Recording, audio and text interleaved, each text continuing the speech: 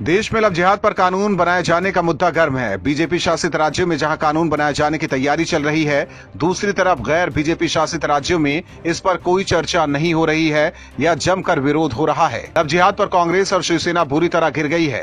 Congress love जिहाद पर पहले से ही फंसी है, वहीं अब शिवसेना भी लव जिहाद पर बयानबाजी कर रही है। शिवसेना प्रवक्ता संजय राउत ने बीजेपी पर ही हमला बोला है। शिवसेना के प्रवक्ता और राज्यसभा सांसद संजय राउत ने महाराष्ट्र में बीजेपी द्वारा लव जिहाद पर कानून बनाए जाने को लेकर कहा है कि पश्चिम बंगाल चुनाव को लेकर इसे मुद्दा बनाया जा रहा है। उन्होंने कहा कि लव जिहाद को लेकर काफी चर्चाएं चल रही हैं। राउत ने कहा कि पश्चिम बंगाल चुनाव आ रहा है, एक नया विषय सामने लाया जाना चाहिए। हमारा मानना है कि चुनाव के लिए विकास एक प्रमुख मुद्दा है, लेकिन लव जिहाद पर चर्चा की जाएगी। महाराष्ट्र पर इस पर कानून को लाने को लेकर राउत ने कहा कि कुछ लोग इस मुद्दे को महाराष्ट्र में भी उठा रहे हैं। वो पूछ रहे हैं कि हम ये कानून कब लाएंगे। उन्होंने कहा कि उद्धव ठाकरे से इस मुद्दे पर बातचीत हुई है। जब नीतीश जी बिहार में इस कानून को लागू करेंगे तो हम इसकी जांच करने के बाद इसे महाराष्ट्र में लागू करने के लिए सोचेंगे। इस तरह शिवसेना नेता और राज्यसभा सांसद संजय राउत ने लव जिहाद को लेकर कानून बनाने पर बिना नाम लिए बीजेपी को घेरा है। उन्होंने तंज करते हुए कहा कि बंगाल में होने वाले चुनाव के लिए ये मुद्दा बनाया जा रहा है, जबकि विकास पर कोई चर्चा नहीं कर रहा है। हालांकि बीजेपी द्वारा कानून बनाए जाने पर शिवसेना के अलावा कांग्रेस ने भी बीजेपी पर निशाना साधा था। राजस्थान के सीएम अशोक गहलोत ने कहा था कि ये शब्द उसने देश को बांटने और सांप्रदायिक सौहार्द को बिगाड़ने के लिए गढ़ा है। गहलोत ने इस बारे में ट्वीट में लिखा है कि लव जिहाद शब्द बीजेपी ने देश को बांटने और सांप्रदायिक सद्भाव को बिगाड़ने के लिए गढ़ा है। गहलोत ने कहा कि शादी विवाह व्यक्तिगत आजादी का मामला है, जिस पर लगाम लगाने के लिए कानून बनाना पूरी तरह से असंवैधानिक है और ये किसी भी अदालत में टिक नहीं पाएगा। प्रेम में जिहाद का कोई स्थान नहीं है। वहीं बिहार में लव जिहाद के खिलाफ कानून लागू करने का केंद्रीय मंत्री गिरिराज सिंह ने समर्थन किया और दावा किया कि यह विषय देश के राज्यों में परेशानी का सबब बन गया है। हालांकि बिहार में एनडीए की सरकार है, ऐसे में अगर नीतीश कुमार बिहार में लव जिहाद पर कानून के समर्थन में आ जाते हैं तो महाराष्ट्र में उद्धव सरकार फंस जाएगी, क्योंकि राउत ने साफ शब्दों में कहा है कि नीतीश कुमार अगर बिहार में कानून बनाएंगे तो महाराष्ट्र में भी कानून बनेगा, जबकि शिवसेना की सहयोगी कांग्रेस लव जिहाद पर कानून बनाए जाने का विरोध कर रही है। यूपी के सीएम योगी आदित्यनाथ ने कोरोना महामारी से राज्य को बचाने के लिए एड़ी चोटी का जोर लगा दिया। योगी के इसी प्रयास की बदौलत यूपी जैसा पिछड़ा राज्य कोरोना को हराने में कामयाब हो गया। यूपी में कोरोना के मामले दूसरे राज्यों की अपेक्षा बेहद कम हैं, जबकि दिल्ली और महाराष्ट्र जैसे विकसित राज्य कोरोना के मामले यहाँ दिनों दिन बढ़ रहे हैं। महाराष्ट्र में कोरोना के सबसे अधिक मामले हैं और दिल्ली में भी यही हाल है। यूपी सरकार और सीएम योगी को जहाँ बेहतर कोविड क्राइसिस मैनेजमेंट में सर्वत्र चर्चा और सराहना मिल रही है, वहीं दिल्ली, महाराष्ट्र और केरल जैसी सरकार को सुप्रीम कोर्ट से कड़ी फटकार मिली है। कोर्ट ने इन सभी राज्यों से 27 तारीख तक स्टेटस रिपोर्ट मांगी है। सुप्रीम कोर्ट ने कहा कि दिल्ली में पिछले 2 हफ्तों में हालात काफी बिगड़े हैं। कोर्ट ने कहा कि यहाँ अगर सावधानी नहीं बरती तो दिसंबर में स्थिति बहुत बुरी हो सकती है। वहीं सुप्रीम कोर्ट के अलावा पीएम मोदी ने कोरोना से लड़ने और सीमित संसाधन में उत्कृष्ट प्रदर्शन करने के लिए यूपी सीएम और उनकी टीम की दिल खोलकर प्रशंसा की थी। पीएम ने कहा कि योगी आदित्यनाथ सरकार ने कोरोना काल के दौरान भी विकास कार्यों की रफ्तार धीमी नहीं होने दी। ये अपने आप में बहुत बड़ी बात है। इस संकट की घड़ी में भी प्रवासियों को घर पहुंचाने के साथ साथ उनको रोजगार उपलब्ध कराया। इसके लिए मुख्यमंत्री योगी आदित्यनाथ और उनकी टीम बधाई की पात्र है। हालांकि कोरोना के दूसरे फेज की शुरुआत हो गई है और दिल्ली जैसे राज्यों में हालात बिगड़ते जा रहे हैं। ऐसे में अगर यूपी सरकार कोरोना के दूसरे फेज को भी रोकने में कामयाब हो गई है तो योगी आदित्यनाथ के लिए ये एक बड़ी उपलब्धि होगी। महाराष्ट्र में पिछले साल शिवसेना ने बीजेपी से दगाबाजी कर कांग्रेस और एनसीपी के साथ मिलकर सरकार बना ली। सरकार गठन के 1 साल बाद भी तीनों पार्टियों में लगातार मतभेद की खबरें सामने आती रही है। इस बीच बीजेपी की ओर से भी लगातार उठापटक की तमाम संभावनाएं तलाशी जा रही है। अब बीजेपी के एक बड़े नेता ने महाराष्ट्र की सियासत को हिला देने वाला बयान दिया है। केंद्रीय मंत्री राव साहेब दानवे ने दावा किया है कि बीजेपी महाराष्ट्र में अगले 2 से 3 महीने में अपनी सरकार बना लेगी। राव साहेब दानवे ने एक सभा को संबोधित करते हुए कहा कि बीजेपी के कार्यकर्ताओं को ये कतई नहीं सोचना चाहिए कि महाराष्ट्र में हमारी सरकार नहीं आएगी। अगले 2 से 3 महीनों में हम सरकार बनाएंगे। फिलहाल हम विधान परिषद के चुनाव खत्म होने का इंतजार कर रहे हैं। वहीं महाराष्ट्र के पूर्व सीएम देवेंद्र फडणवीस ने भी कुछ ऐसा ही संकेत दिया है। फडणवीस ने कहा कि यदि उद्धव ठाकरे की अगुवाई वाली महाविकास आघाड़ी सरकार गिर जाती है तो उसकी जगह आने वाली सरकार का शपथ समारोह भोर में नहीं होगा, जैसा कि 1 साल पहले हुआ था। दरअसल 2019 में महाराष्ट्र में हुए चुनाव के बाद शिवसेना एनसीपी और कांग्रेस के साथ सरकार बनाने की तैयारी कर रही थी। तभी देवेंद्र फडणवीस और अजीत पवार ने भोर के वक्त मुख्यमंत्री और उप मुख्यमंत्री पद की शपथ ले ली थी। हालांकि इस बार बीजेपी नेताओं की बयानबाजी में दम दिख रहा है, क्योंकि इस साल सितंबर महीने में शिवसेना के नेता संजय राउत और देवेंद्र फडणवीस की मुलाकात हुई थी। इस मुलाकात की वजह शिवसेना के मुखपत्र सामना के लिए देवेंद्र फडणवीस का इंटरव्यू बताया गया था, लेकिन फडणवीस और राउत की मुलाकात पर बीजेपी प्रदेश अध्यक्ष चंद्रकांत पाटिल ने कहा था कि 2 घंटे की मुलाकात चाय पर नहीं होती है। उन्होंने संकेत दिया था कि महाराष्ट्र में सत्ता परिवर्तन हो सकता है और हाल ही में राव साहेब दानवे ने भी सरकार गठन की बात को दोहराया है।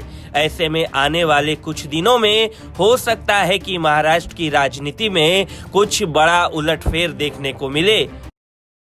महाराष्ट्र में शिवसेना की मुश्किलें एक बार फिर बढ़ने वाली है। 1 साल के भीतर ही शिवसेना विधायकों पर भ्रष्टाचार के आरोप लगने शुरू हो गए हैं। शिवसेना के विधायक और प्रवक्ता प्रताप सरनाईक के घर प्रवर्तन निदेशालय ने छापेमारी की है। बताया जा रहा है कि मुंबई और ठाणे समेत 10 जगहों पर छापेमारी की गई है। ईडी ने प्रताप सरनाईक के बेटे विहंग को हिरासत में ले लिया है। खबरों के मुताबिक ये रेड टॉप सिक्योरिटी ग्रुप और विधायक प्रताप सरनाईक के बीच हुए आर्थिक लेन देन को लेकर हुई है। वहीं ईडी को शक है कि प्रताप सरनाईक और उनके परिवार ने अपने फाइनेंशियल ट्रांजैक्शन को छिपाया है। इसकी जांच ईडी के अधिकारी कर रहे हैं। वहीं प्रताप सरनाईक खुद एक रियल एस्टेट डेवलपर हैं। प्रताप सरनाईक के घर हुए छापेमारी के बाद एक बार फिर बीजेपी और शिवसेना आमने सामने है। शिवसेना पहले ही केंद्र की बीजेपी सरकार पर केंद्रीय जांच एजेंसी और खासतौर पर ईडी के दुरुपयोग का आरोप लगाती रही है।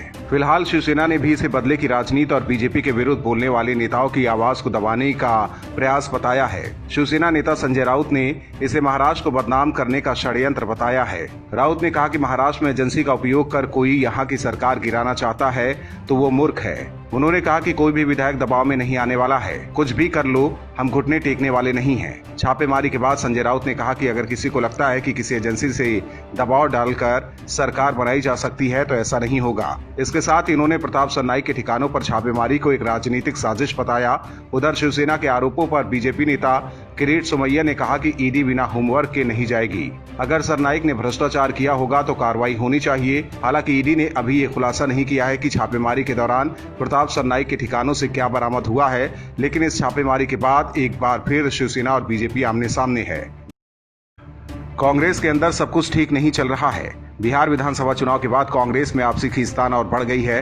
पार्टी के वरिष्ठ नेता लगातार अपनी ही पार्टी पर निशाना साधकर फजीहत कराने में जुटे हैं। कांग्रेस के अंदर हालात ऐसे हो गए हैं कि अब गांधी परिवार पर भी कांग्रेसी निशाना साध रहे हैं। सोनिया गांधी को कांग्रेस का अंतरिम अध्यक्ष बने हुए 1 साल हो गए, लेकिन इस बारे में कुछ पता नहीं कि पार्टी का पूर्णकालिक अध्यक्ष कब चुना जाएगा।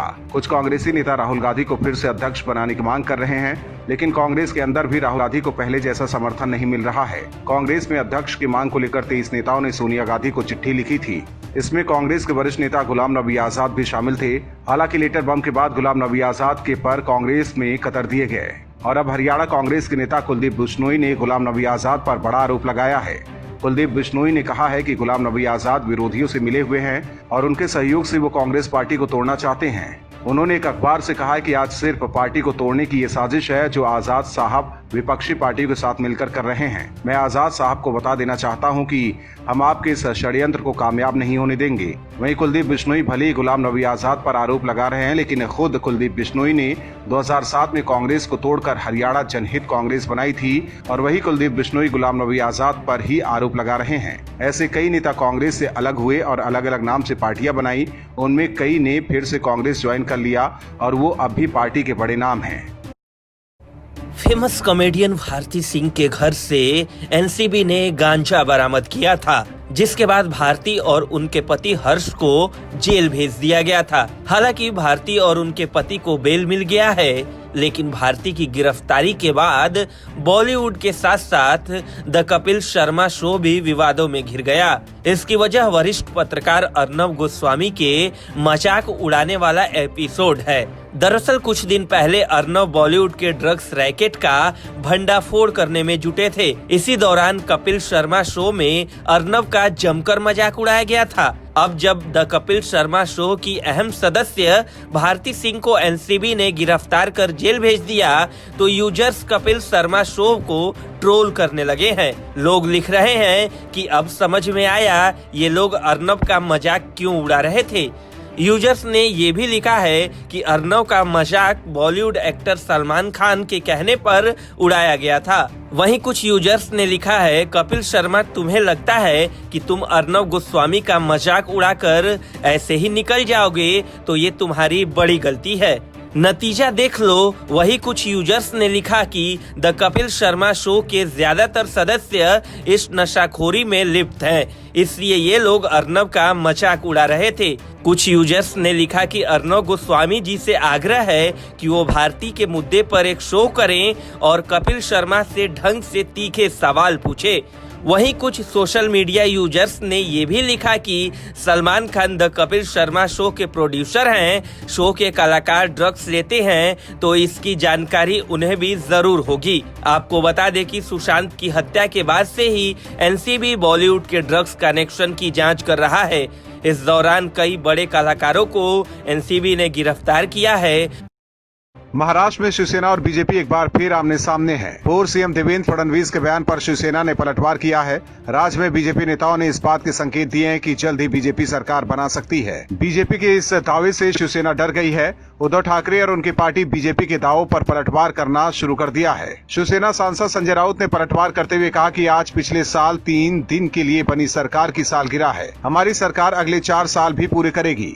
पूर्व सीएम देवेंद्र फडणवीस के बयान पर पलटवार करते हुए संजय राउत ने कहा कि महाराष्ट्र में ऐसी सुबह कभी नहीं आएगी। उन्होंने दावा किया कि अगले विधानसभा चुनाव में भी महाविकास अघाड़ी सत्ता में वापस आएगी। बीजेपी कम से कम अगले 4 साल तक सत्ता के किरणे नहीं देखेगी। 4 साल बाद विधानसभा चुनाव होंगे और हमारी पार्टी फिर से जीतेगी। दरअसल फडणवीस ने कहा था कि अगर उद्धव ठाकरे की अगुवाई में महाविकास अघाड़ी सरकार गिरती है तो उनकी जगह पर आने वाली सरकार का शपथ समारोह भोर यानी कि सुबह में नहीं होगा, जैसा कि पिछले साल हुआ था। फडणवीस के इस बयान से शिवसेना तिलमिलाई हुई है।